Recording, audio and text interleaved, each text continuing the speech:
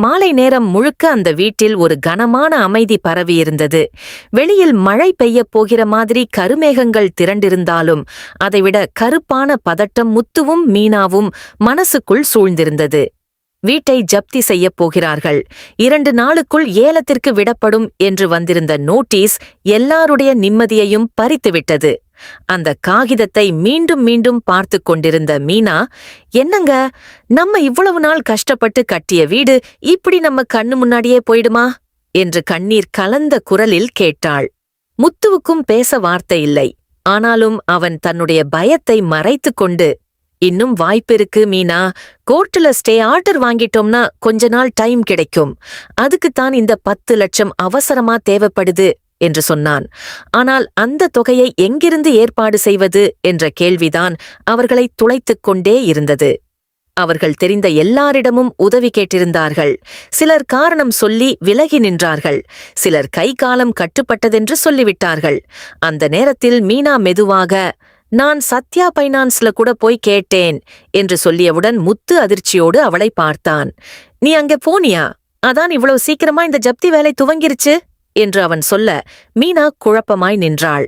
சிந்தாமணிக்கு தங்களுடைய முயற்சி தெரிந்திருக்கும், அதனால்தான் இப்படி அவசரப்படுத்துகிறாள் என்று முத்து சந்தேகம் கூறியதும் மீனாவுக்கு தன்னாலேயே தவறு நடந்தது போல் தோன்றியது.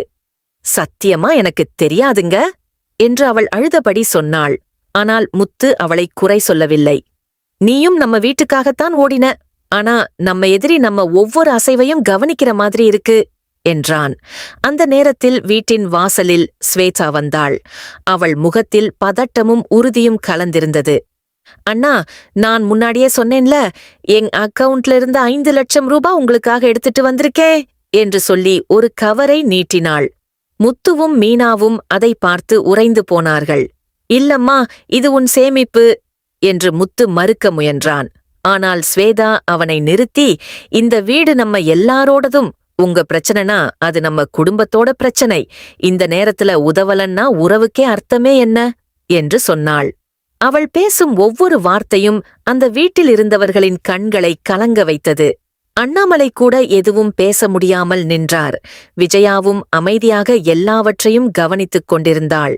இந்த பணம் திருப்பி வரலன்னாலும் எனக்கு கவலையே இல்லை, முதல்ல இந்த வீட்டை காப்பாத்துங்க என்று ஸ்வேதா சொன்னபோது மீனா அவளுடைய கைகளை பிடித்து அழுதாள். இன்னும் 5 லட்சம் தேவைப்படுவதாக பேசிக் கொண்டிருந்த போது மீனா காரை விற்றுவிடலாமா என்ற யோசனையை சொன்னாள்.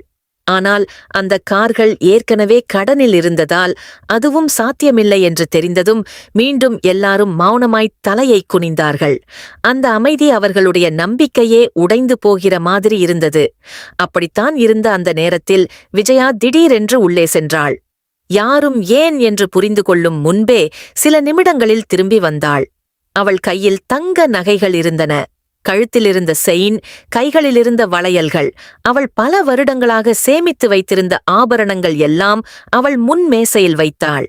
இதுல 8 பவுன் இருக்குது, இதை அடமானம் வச்சாலும் சரி வித்தாலும் சரி நமக்கு தேவையான பணம் கிடைக்கணும், இந்த வீட்டை நம்ம காப்பாத்தணும் என்று அவள் சொன்னாள். அந்த வார்த்தையை கேட்டதும் முத்து கண்களில் நீர் வந்தது. அம்மா, நீங்க இவ்வளவு பெரிய தியாகம் என்று அவன் பேச முடியாமல் நின்றான். விஜயா அவனை பார்த்து, வீடு போயிட்டா நகை வச்சு என்ன பண்ண போறேன், குடும்பம் காப்பாத்தணும் என்றாள். அந்த நிமிடம் அந்த வீட்டிலிருந்த எல்லாருக்கும் விஜயா மீதான மரியாதை பல மடங்கு அதிகரித்தது. ஸ்வேதாவுடைய பணமும் விஜயா கொடுத்த நகைகளும் சேர்ந்து அவர்கள் தேவையான தொகையை ஏற்பாடு செய்தார்கள். அந்த இரவு முழுக்க யாருக்கும் தூக்கமில்லை. ஆனால் இப்போது அவர்கள் கையில் இருந்தது நம்பிக்கை. நாளைக்கு கோர்ட்டுல நம்ம ஜெயிக்கணும் என்ற ஒரே எண்ணமே எல்லாரையும் தாங்கிக் கொண்டிருந்தது. அடுத்த நாள் காலையில் முத்து, மீனா, கிருஷ்ணராம் மற்றும் குடும்பத்தினர் அனைவரும் கோர்ட்டுக்கு சென்றார்கள். அங்கே ஏற்கனவே சிந்தாமணி நின்று கொண்டிருந்தாள். அவள் முகத்தில் ஒருவித திமிர் இருந்தது. இவங்க பணத்தை ரெடி பண்ண முடியாது என்ற நம்பிக்கையோடு அவள் வந்திருந்தாள். ஆனால் முத்துவும் மீனாவும் உறுதியுடன் நடந்து வந்ததை பார்த்ததும் அவள் மனசுக்குள் ஒரு பதட்டம் தோன்றியது. விசாரணை துவங்கியதும் கிருஷ்ணராம் நீதிபதியின் முன்னால் அனைத்து ஆவணங்களையும் வைத்தார். இவர்கள் ஏற்கனவே 10 லட்சம் ரூபாய் கட்டியிருக்கிறார்கள். அதற்கான ரசீதும் இருக்கிறது. இப்போது மீதமிருந்த தொகையிலிருந்து இன்னொரு 10 லட்சத்தையும் கட்டத் தயாராக இருக்கிறார்கள் என்று சொல்லியபடி பணத்தையும் காட்டினார். நீதிபதி எல்லாவற்றையும் அமைதியாக பார்த்தார். பணம் தர தயாரா இருக்காங்கன்னா ஏன் இவ்வளவு அவசரமா வீட்டை ஏலத்துக்கு விடணும் என்று அவர்